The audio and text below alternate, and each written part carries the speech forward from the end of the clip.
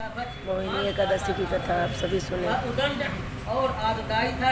उसके इन सब दुष्ट कर्मों से खींच करके धनपाल ने पहले उसे समझाया, धमकाया और दंड दिया, मगर उसने अपनी आदत को नहीं छोड़ा। तब राजा ने इसका करके उसे देश से निकालने का दंड दिया।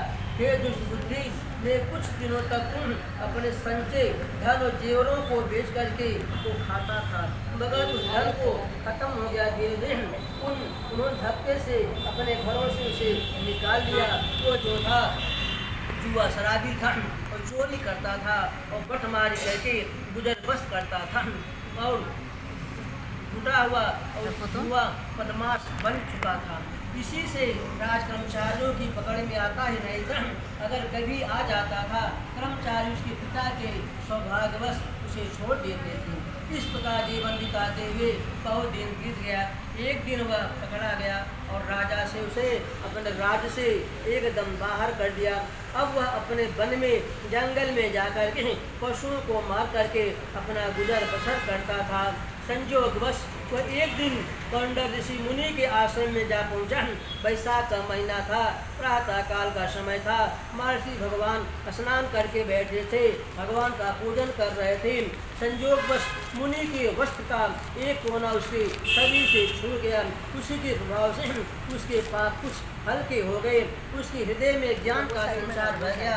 वह महर्षि जो के पास जा करके और प्रणाम करके उनसे कहा, प्रभु मैं महाअधर्मी और महापापी हूँ, अपने किए कर्मों का फल भोग रहा हूँ। प्रभु मुझे कोई ऐसी युक्ति बताइए कि मैं बिना धन के पाप से मुक्त हो जाऊंगा।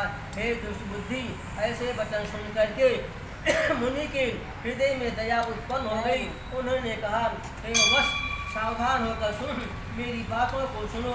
कल वैशाख मास का शुक्ल पक्ष का मोहिनी एकादशी है। तुम आज शाम को शुद्ध मन से संकल्प करके मैं अपने पापों के मोचनाथ मोहिनी एकादशी का व्रत करूँगा।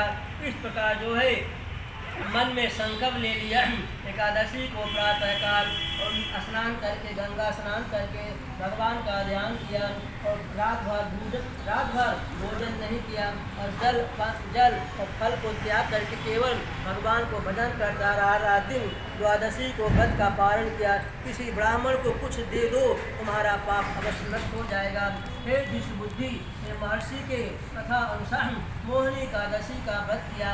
उसके प्रभाव से उसके समस्त पाप नष्ट हो गए। वह परम पद को प्राप्त कर लिया। मोहिनी के समान सरल एवं फल देने वाला कोई दूसरा व्रत नहीं है।